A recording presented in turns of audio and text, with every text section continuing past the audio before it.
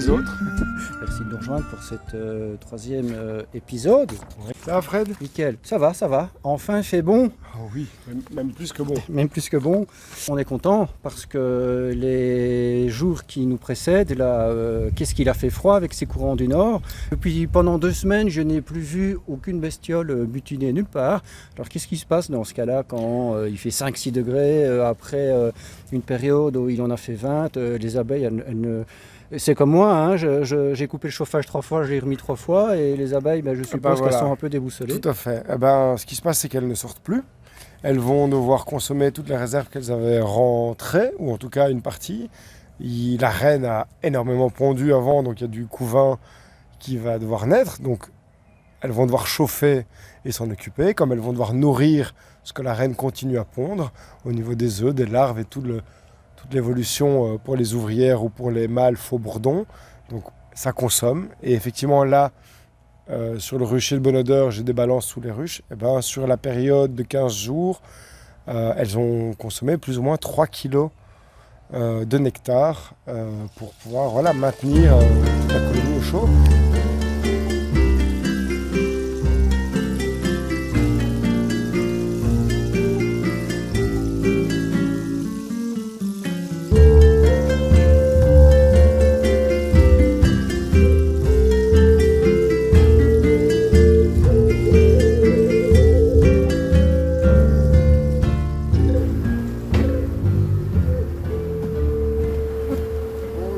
Parce qu'en fin de compte, quand il fait froid en hiver, elles mangent ce qu'on appelle leur réserve de miel dans le corps de la ruche, que les apiculteurs ne récoltent pas, puisqu'elles en ont besoin. Mais c'est vrai que pour l'instant, elles sont en fin de réserve. Quand il fait refroid, après une activité où elles ont consommé un peu plus, j'imagine, parce que quand on fait nous du sport, on mange un peu plus. Oui, puis elles sont plus nombreuses. Et elles sont plus nombreuses, et donc le risque, c'est de ne plus avoir à manger pour tout le monde. S'il y a encore un vent du nord pendant une semaine, ça peut être la cata. C'est un beau cadre de réserve, il est bien lourd. Ouais. Ah, il y a même du couvain dessus. Alors, le couvain, on rappelle. Oui, le couvain, c'est comme chez l'être humain, c'est le moment où il y a une progéniture qui est en cours. Donc là, on voit beaucoup de pollen. Donc le couvain, c'est là où il y a les œufs, en fait. Alors oui, on en a légèrement ici. Oui. Voilà, qui est fermé. Fermé, donc on appelle ça operculé. Voilà, tout à fait. Et quand c'est fermé, ça veut dire quoi? Qu'il y a quelqu'un. Ça veut dire qu'il y a un œuf en gestation. Voilà, il y a eu un œuf, il y a eu une larve, et que les abeilles ont considéré que la larve était à un certain stade et que maintenant il fallait la laisser se développer et qu'elle allait vraiment continuer à grandir seule dans son alvéole. Et donc dans un cadre comme ça, tu as plein de choses. À la fois tu as du couvain, c'est-à-dire des œufs qui ont été déposés. Alors ici, alors là c'est surtout du nectar qu'on voit. Là on voit. Et alors le nectar, tu le vois ça comment? Parce qu'il y a des alvéoles brillantes et jaunes là. Alors ça c'est du nectar et du pollen, mais c'est le côté extérieur. Voilà, on voit bien la différence. Oui. C'est le côté extérieur de la ruche. Là il y a un mâle qui passe. On en parlera tout à l'heure. Et donc ça c'est normal qu'il y ait de la réserve, d'accord? Donc là on a vraiment de la réserve. De la réserve, c'est-à-dire C'est-à-dire on a du nectar qu'elles ont été chercher sur les plantes et du pollen, pareil. Voilà, mais qui ont 2 utilités différentes ou en tout cas parfois de manière combinée. Hop. Alors dis-moi Diego, ici pour ce numéro 3, en fait qu'on comprenne bien, on va se baser un petit peu sur la reproduction puisqu'il y a beaucoup de couvains en ce moment. Oui. Le couvain, donc c'est ce que l'on voit là dans les cadres, ce sont les œufs, les pontes. Voilà, c'est un terme général pour dire un cadre ou une zone de cadre où on va avoir des œufs, l'évolution de l'œuf larve, jusqu'au moment où il est operculé, jusqu'au moment où l'ouvrière ou le mâle faux-bourdon va naître. Donc en fait, un œuf, il est déposé dans les alvéoles. Voilà, par la reine. Et par la reine. Donc c'est elle qui pond dans l'histoire, c'est pas les autres. Non. Et pourtant, il y a plein de femelles. En fait, excuse-moi, mais quels sont j'ai envie de comprendre. Quels sont les 3 individus qu'il y a en fait pour qu'on comprenne bien dans une ruche? Ouais. Alors on a la reine qui elle vit même plusieurs années, d'accord? Qui elle c'est-à-dire 15 ans, 20 ans, 6 mois? On dit entre 3 à 5 ans. Les reines peuvent vivre jusqu'à 5 ans. La reine. On a les ouvrières, d'accord.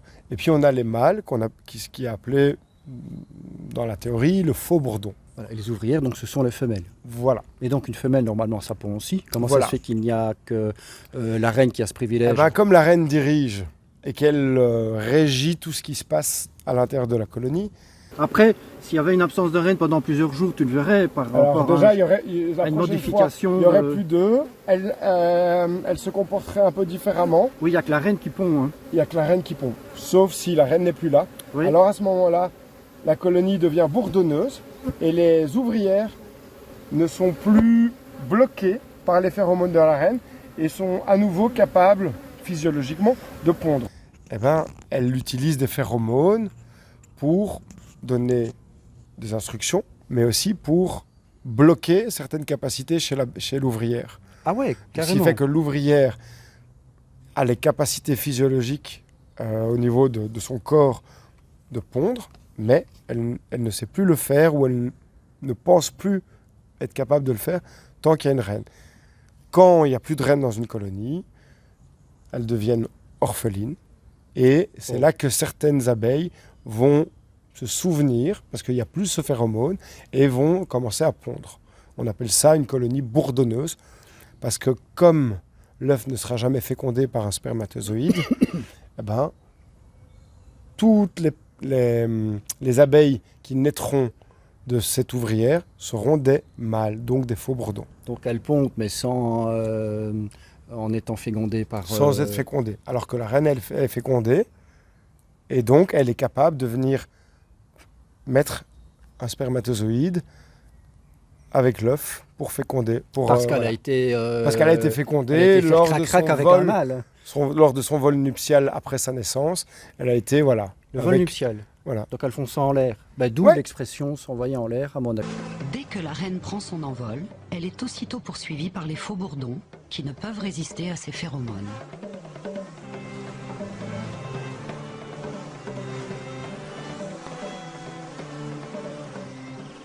On a appris quelque chose. Je ne sais pas. Donc 3 individus dans la ruche, donc la reine, il y a qu'elle qui pond, voilà. Sauf exception qu'on vient de dire. Il y a les faux bourdons, ce sont les mâles. Tout à fait. Voilà, qui ont le bon rôle apparemment, on y reviendra. Et l'ouvrière qui est la femelle et qui fait beaucoup de choses. Voilà. On y reviendra dans la distribution des rôles. Voilà. Et même au niveau du couvain, la reine, elle est en gestation, elle évolue dans une cellule royale, qui est une cellule allongée, un peu comme une grande goutte. Elle est comme une grosse goutte, là, en dessous. Là. Tu vois, ça, c'est là, tout en dessous, comme une... Ah oui, c'est tout ça qu'en fait. Oui, la reine, elle est beaucoup plus longue. Ah oui, donc c'est carrément ça, une cellule royale. Voilà, ça, c'est une cellule royale. L'ouvrière, c'est dans un couvain qui a une opercule assez plate, alors que le mâle, lui, c'est dans une alvéole qui est plus grande que celle de l'ouvrière, et généralement c'est bombé, parce que le mâle est beaucoup plus grand en taille et plus gros aussi. Et en plus là tu as un beau mâle, ça. Tout ça, le mâle là. Ça c'est un mâle. Ouais. Alors si tu veux des larves. Oui, donc c'est bombé, regarde. Ouais. Ici regarde, là tu as plein de larves, il y a des larves à plusieurs stades. Quels sont les différents stades? Enfin, pas là où on joue au football, hein, les différents moments où il y a l'œuf et puis après, comment ça se passe? Comment ça se développe? Donc on a l'œuf qui va durer généralement 3 jours, d'accord? Et puis on a un stade de larve. Et puis une fois que c'est operculé... On les voit bien les larves là, sur cette image-là, en coupe longitudinale sur... Après ça, on a le stade de nymphe.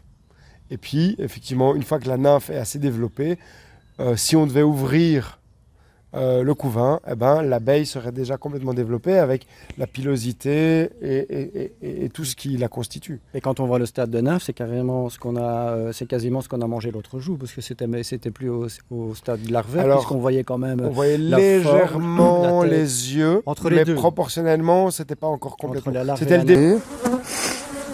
Je vais essayer de voir si je te vois des œufs.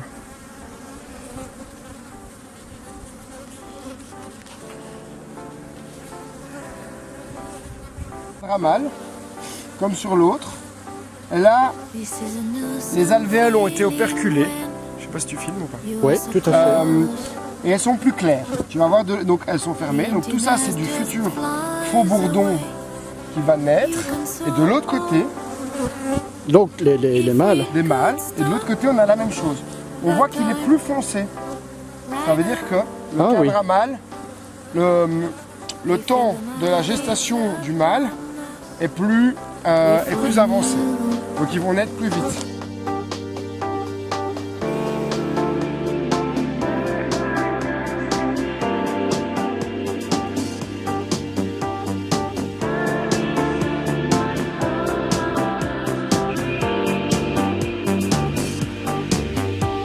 Streets would remember our destiny. Paris sought not all of guns to dream.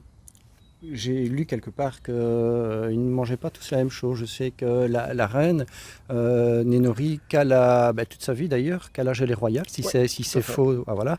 Et c'est quoi la gelée royale? Et on en entend beaucoup parler puisque les humains aussi peuvent en manger. Il paraît que c'est très très bon pour la santé. Ouais. Et que mangent les autres en fin de compte? Comment ça va? Qu'est-ce qui, Alors donc qui effectivement, mange quoi? la reine, elle est nourrie toute sa vie à la gelée royale, alors que par exemple les ouvrières et les faux bourdons, à partir d'un certain moment de leur vie, vont être nourris de nectar, qui est la source qui va donner le miel plus tard. Et puis dans un premier temps, quand ils sont des œufs, et puis à un certain stade, du stade larvaire, donc c'est la période où on a une larve et plus un œuf, là, que ce soit le mâle, faux bourdon ou l'ouvrière, femelle, elles seront nourries un peu à la gelée royale, et après ça, au deuxième stade, avec ce qu'on appelle du pain d'abeille. C'est un mélange de pollen et de nectar. Ah, voilà, Voilà, donc c'est un apport protéiné. La larve va se nourrir de ça, et puis à un moment, elles vont operculer, la larve va continuer à se nourrir, et une fois la naissance, en fonction si c'est une ouvrière ou un mâle, ils pourront être encore nourris un peu au pollen pour terminer le développement de certaines glandes, comme la glande ciliaire ou certaines aptitudes au nettoyage. Voilà. Et la reine, effectivement, donc c'est la gelée royale. Et le temps comment on sait que ça va être un mâle ou une femelle quand la reine pond? Alors, il y a la taille de l'alvéole qui va définir déjà si la reine va pondre pour en faire un mâle ou pour en faire une ouvrière. La largeur n'est pas la même. La largeur n'est pas la même. Non. Et donc la reine le sait, et en mettant son abdomen dedans, va savoir si elle doit mettre juste un œuf pour le mâle ou un œuf et un spermatozoïde pour l'ouvrière. Ok, d'accord. Voilà. Waouh, c'est fascinant. Et donc sur un même cas, donc il y a du couvain mâle et du couvain femelle. Voilà. Après ici, c'est le cadre. Là, voilà. Donc là on voit les alvéoles. Voilà. Là on voit les alvéoles qui sont beaucoup plus larges. La reine, elle, il lui faut 16 jours pour naître, alors que l'ouvrière 21 jours et le mâle 24 jours. Ah bah oui, on prend son temps, hein, c'est bien connu. Voilà, alors que dans certains cas... Pour n'en foutre pas une, mais pas... on verra la distribution du travail voilà. de la ruche. Mais et le mâle n'est pas là toute l'année dans la ruche. Ouais. Il est là à partir de maintenant, à partir du début du printemps. Et pour faire crac-crac-boum avec la reine. Oui, ils servent à ça.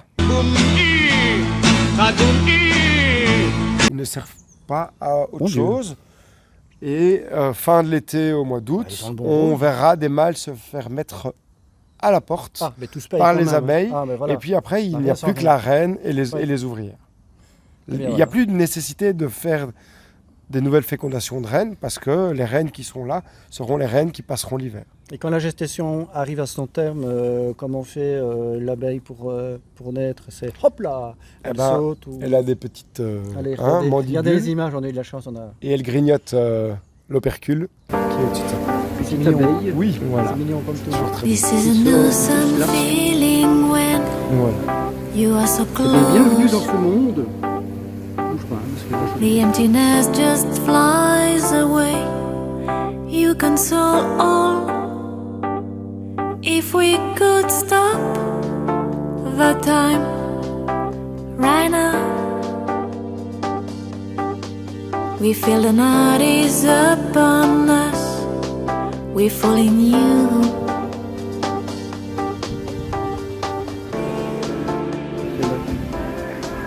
Donc c'est vraiment la partie de collecte du miel. Voilà, elles en stockent dans le corps aussi.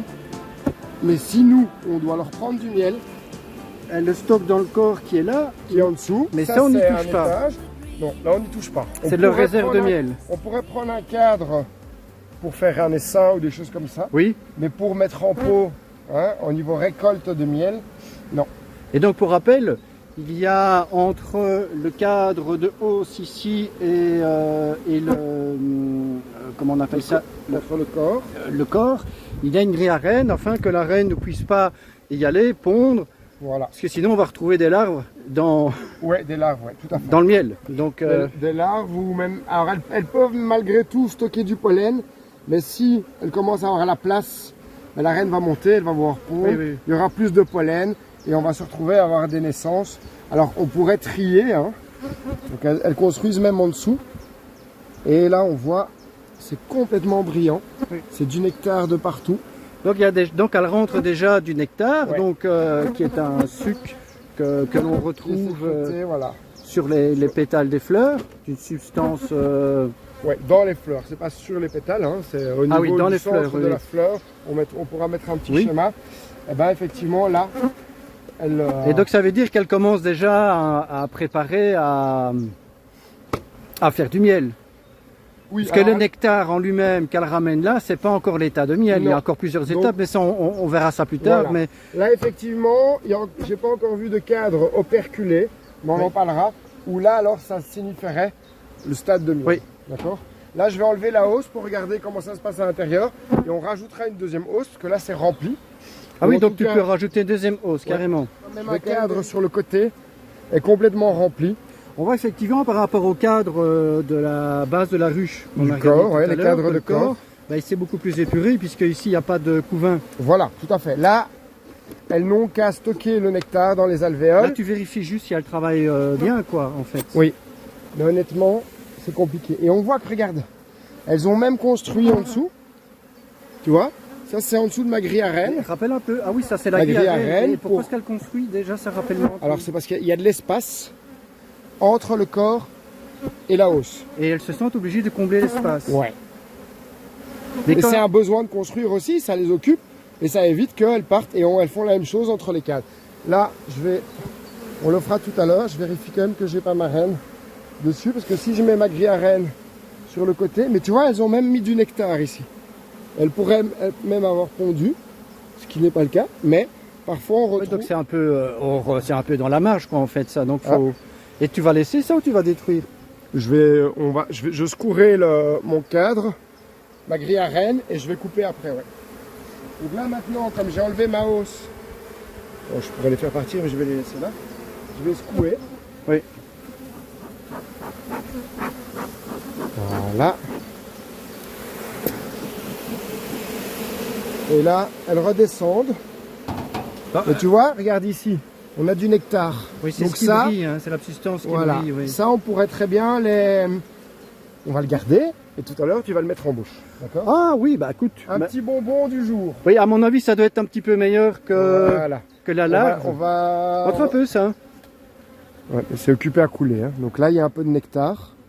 Et donc ça, tu le mettras à glacier en bouche. Ah oui, c'est bien. Je vais le stocker à un petit endroit. T'aspires et tu auras le nectar Waouh la qui vache. va venir. C'est carrément du miel quoi en fait. Le miel, c'est ce qu'on appelle du nectar qui a été asséché par les abeilles. Mais c'est le même produit. Oh, t'en as un beau qui dégouline là. Prends-le. Waouh. Enfin, en tout cas, c'est meilleur que la nymphe hein, ou la larve. C'est un petit peu plus. Voilà. Et regarde, on a les laisser. Il y a des fourmis qui sont déjà dessus.